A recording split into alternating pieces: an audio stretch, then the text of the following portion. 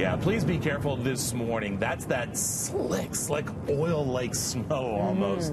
And we've got people spinning out all over the place. We've got power outages all over the place this morning. So we'll keep you posted on that and all the school bus cancellations. And kids going back to school, so good luck and be safe out there, little ones. And a lot of people, of course, relying on transit. And it brings us to the story. A lot of times things make headlines, they disappear. And you think, what happened to that person or that story? You remember back in November, the woman who was asked to leave a TTC bus in a frigid November evening. Yeah. And she said that she had just had enough. And then she walked in front of the bus, slowing it down. In protest. And it created such a debate then, but then she just disappeared. She's never spoken publicly. Well, she's contacted me via Facebook. I think this is so interesting. And I went to talk to her. Now, we've agreed to blur her face still because she's gotten, believe it or not, the threats. And the magnitude of these threats is unbelievable. I can't believe she's getting threats. But she wants to tell her side of the story, and you're going to hear it for the first time right now. Okay. I've got a disgruntled customer who's walking down the middle of the road holding up traffic here. It was a dark night in November on Lansdowne Avenue, and she had had enough. For 4 minutes, her silent protest resonated with transit riders everywhere. I got on the bus on the front, and then the driver opened up the back doors, and the bus started to fill from the back. There was space for us to have moved into the bus. Okay. Yes, I guess that's what it was. There was space. If people have moved back and people weren't getting on the rear of the bus, there maybe would have been space. And the driver was just like, you got to get off. At first, her protest was to simply get in front of the bus and take pictures of the driver, maybe report him. The bus driver just started to drive, and I just kind of blocked his way. What happened next was a 5-kilometer-an-hour statement.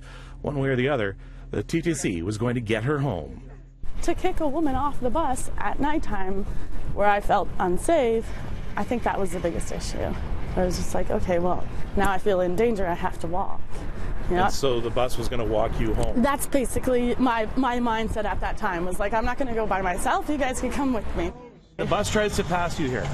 Yeah, they tried a couple times to pass. Yeah. And that's when he had a safe distance from me. Yeah. I knew he wasn't going to just rev the bus and run me over. So, see, does that sound familiar? Yeah. Yeah. So you would come up on the sidewalk. Yeah. And then I just that was walked, it. yeah. Now, have you been on this bus since? I try to avoid it, to be honest, because I've seen some of the comments where people are like, have you seen this girl? Or, this is your bus. This is your route. Do you know this girl? Merry Christmas. All right, so here, you all set? Yep. Let's see if we can get on. All right, you go ahead. Oh, perfect. All right. But isn't it better right now to be on the bus than walking in front of it? In front of it, yes. Okay, here we go. All right, how was that? That was all right? Not too bad. It's nice to have you there. If you could ride the bus with me every day, it'd be a lot different. I think, yeah. So we wave goodbye to it? Yeah, goodbye. Thanks for driving me home. This time. Yeah, this time.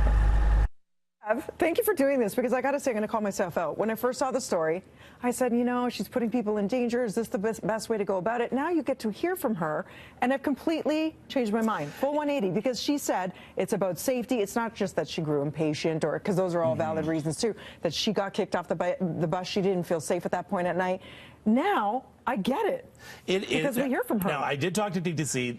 They're not going to pursue this. It was a one-off thing, and they say they're not going to pursue it. But the debate continues to rage. And when I promoted this on the weekend on my social media account, the debate was already raging. She's putting everybody's lives in jeopardy, and she's delaying people. Other people saying she's an urban hero. Right. So she just saw, and I loved her reasoning. At first, I was expecting her to say, I just snapped and I got in front of the bus. Right. But she said, no. You know what? You're not going to take me home. You're going to bring me home. That's right. One way or the other. She had already gone on the bus. She had been on the bus already. She was one of the first people on the bus.